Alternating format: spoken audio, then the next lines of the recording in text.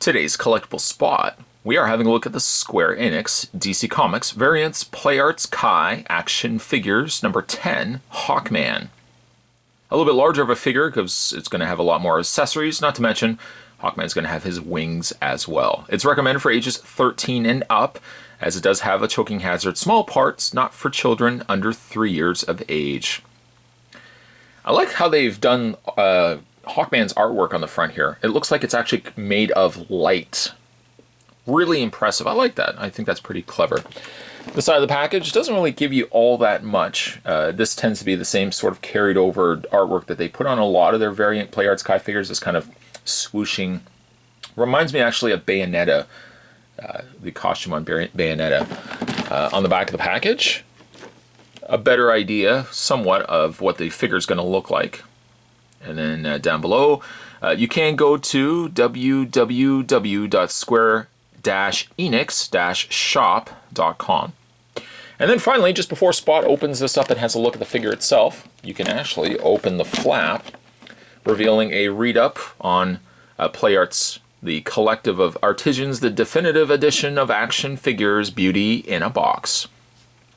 However, the read-up on the side for Hawkman says Carter Hall is wealthy archaeologist who discovers he is a reincarnation of ancient Egyptian prince Khufu.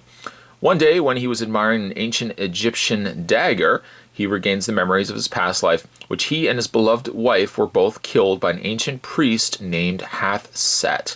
The priest has also been reincarnated in a modern day as Dr. Anton Haster.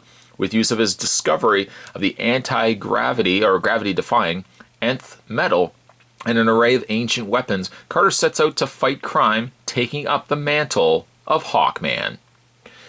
Then on the other side of the box, we've got Hawkman with his loads of accessories. I don't know if you guys can see it, but his wings are actually back there as well. Spot's going to take a break and get this opened up. When we come back, though, we're going to get a better look at the variant Play Arts Kai number 10, Hawkman. There's more heading your way, guys. Don't go anywhere. Stay tuned. Just before we have a look at this incredible figure, like other Square Enix releases of Play Arts Kai figures, Hawkman also gets himself the translucent clear display stand, as with every other figure as well. I mean, these are standard release display stand. They come with all the Square Enix figures. It does have an adjustable neck, so you can just pop that off and lower it or raise it depending on the height of the figure. Now, Hawkman is a little bit taller than some of the other figures, so you might actually need to have the neck a little bit higher up. The end here adjusts. This waist rotation clip here rotates, I should say. And then also the waist clip opens and closes. So you can have him not necessarily displayed in dynamic poses, because I would not have him off the stand. It's putting a lot of stress on the waist clip. But it certainly would help Hawkman stand a little bit better. Not that he's actually standing in any difficult way anyways. I mean, he seems to be pretty planted to the ground. But in the meantime, you can put that, we'll just put that display stand to the side. Rotate the hand. There we go. Yeah, Hawkman is a gorgeous, gorgeous looking figure. It's actually probably one of my favorites, if not my favorite, of the variants Play Arts Kai releases. I don't know why, for some reason I've got the wrist here rotated. Here we go. Let's get a better look at Hawkman's face. First, let me just start off by saying how much I love the face sculpt that they've given him. A grimaced face. He doesn't have any eyes necessarily, instead he's got just white pupils, but I love that they've given him this expression on his face. The coloring on him is vibrant. It's not probably, well, you know what? I would say it's probably my favorite flesh color of the Play Arts Kai releases.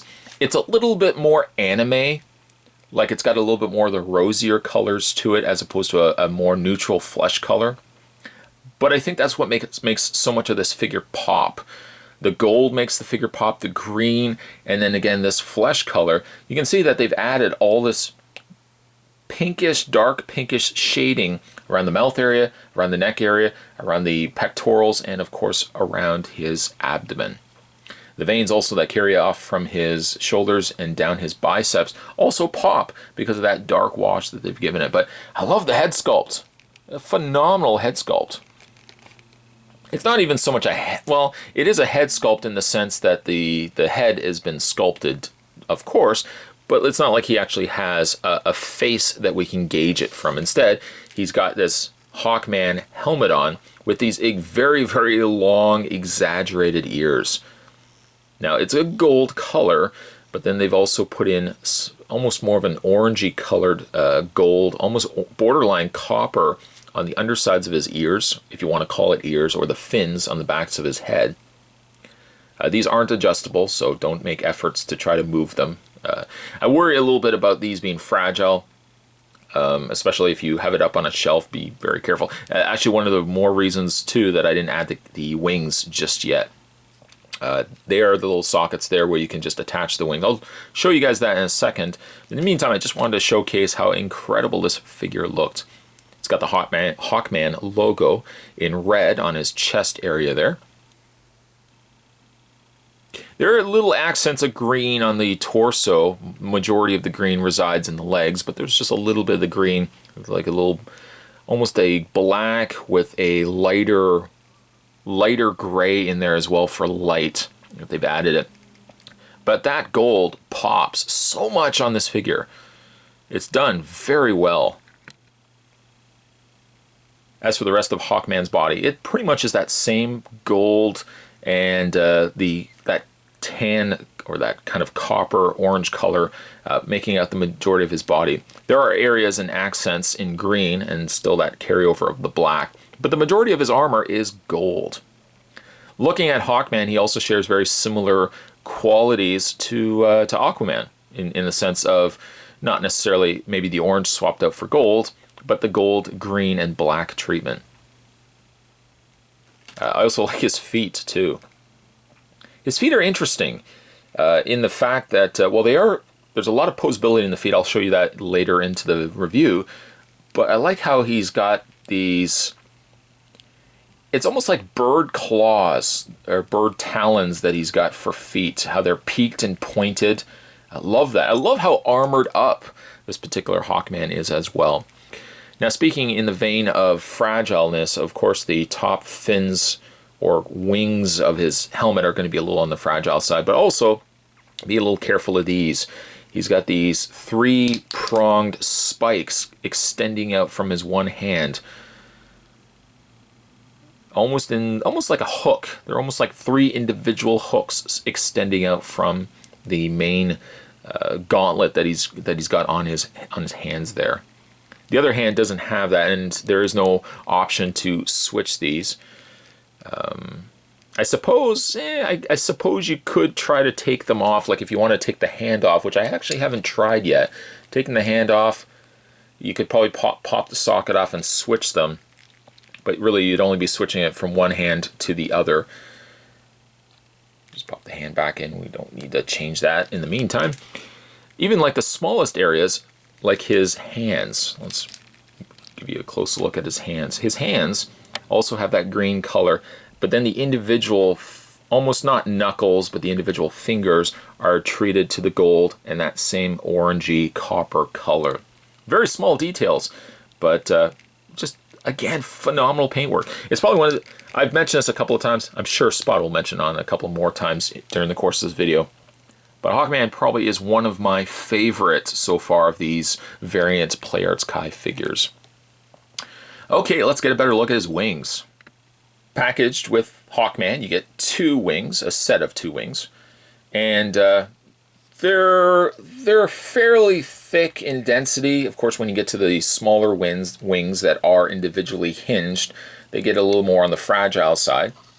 But they do have a individual hinge on the one larger wing, and then there's no additional articulation here. There's a secondary hinge on the middle wing, and then there's a third swivel hinge on the last wing.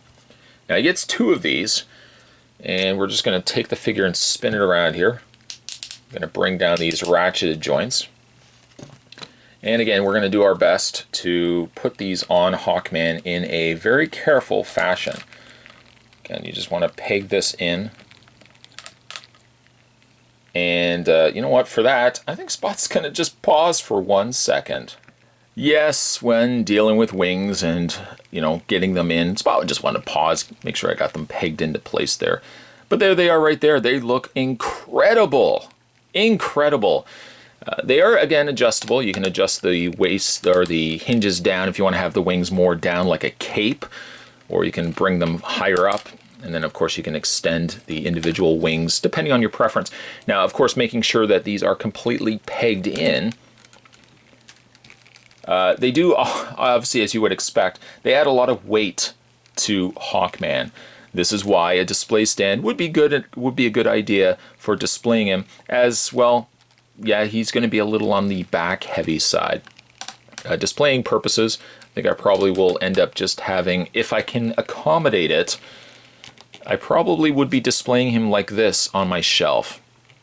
And again, using the display stand so that way he doesn't topple over. Like as it stands right now, he is heavy because the wings are adding a lot of weight on his lower legs, and especially the waist area there. So you just want to do a little bit of adjusting to make sure that everything is good and make sure he is standing properly.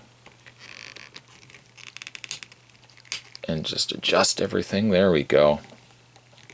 Get him to stand up. He's, again, a little difficult because the wings are very, very heavy.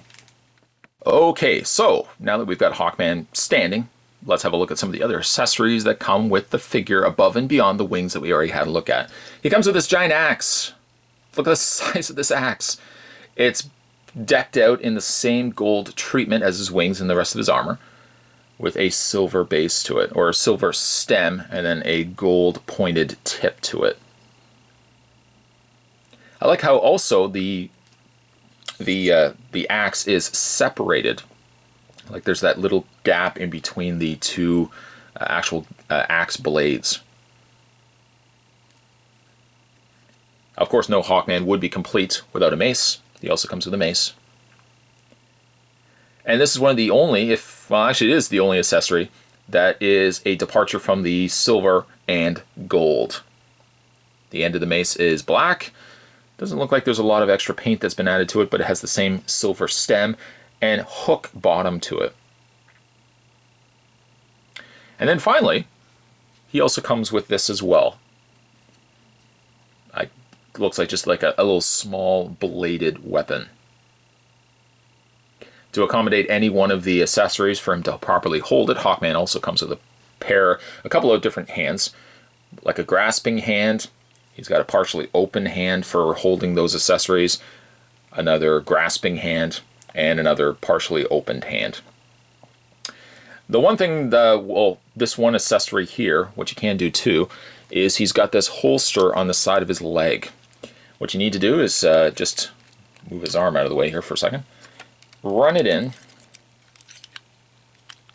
and it slides into the back, and then it just kind of, I think by just friction, it clips itself into place, and he can display it like that. Or of course you can have him holding it as well, depending on your preference. The thing is though, when you get it into the holster, sometimes it does get a little on the stuck side. Let me just pop it out right there.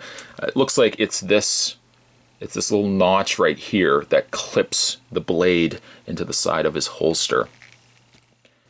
Now, when it comes to Hawkman's articulation, it's about what you would expect with other Play Arts Kai figures. Of course, the fact that he's also got wings, he's got a little bit more posability there as well. His head is on what appears only to be a single hinge. Unless, let's see here, maybe it's just a little on the stiff side. No, he only has the one ball joint that's attached to the base of the neck. It allows the neck to rotate all the way around.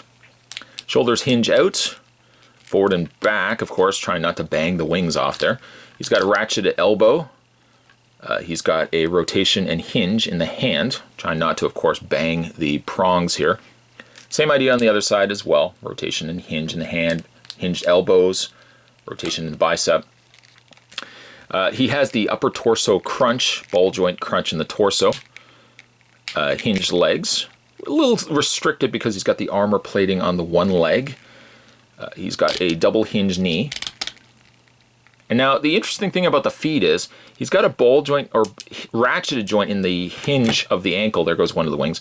He's got a ratcheted joint in the hinge of the ankle, but then he's got a rotation. Hopefully you can see it. He's got a rotation in the mid-foot, allowing, you know, you can get him a little bit more arched. I guess if you want to rotate the figure, have him a little more on an angle. So that's kind of neat. And then he's also got a hinge actually on the three prongs, or the three toes, if you want to call it that, on the front of his feet. Then we had a look at the wings, which again, Spot just has to get back into the socket area there. The wings are individually hinged, be the joint that attaches the wings to the back of his, well, the back area of his torso. They rotate really to the extent of just how you're hinging them in place. And then the individual wings are also individually hinged, all three of them. And then this one here also has a similar hinge to what's attaching the wings to the back area there. Now, just again, getting him to properly stand can be a bit of an issue because you're really adding a lot of excess weight to the top of it. But I mean, I would go with no more dynamic pose than this one right here. I probably wouldn't have. Hawkman should not be relegated to having his wings drooping, sitting down. I probably would have him in all his glory. Just a case of trying to find space to accommodate a figure this glorious. Yes, without any doubts, the Hawkman probably is one of my new personal favorites of the PlayArts Kai figures that I've been collecting. He just brings so much to the table. He's also a little bit more expensive than other PlayArts Kai figures. I think he's a little bit more expensive by about $20 to $25, depending on where you can find him. I found this guy actually at my local comic book store, and I'm really glad I was able to pick him up. Today's collectible spot, we were having a look at this glorious, glorious figure. Today we're having a look at the Square Enix Variants PlayArts Kai Hawkman. If you can find him, pick him up. Stay tuned, guys. Spot's going to have more collectible spots heading your way. As always, thanks for watching. See you next time.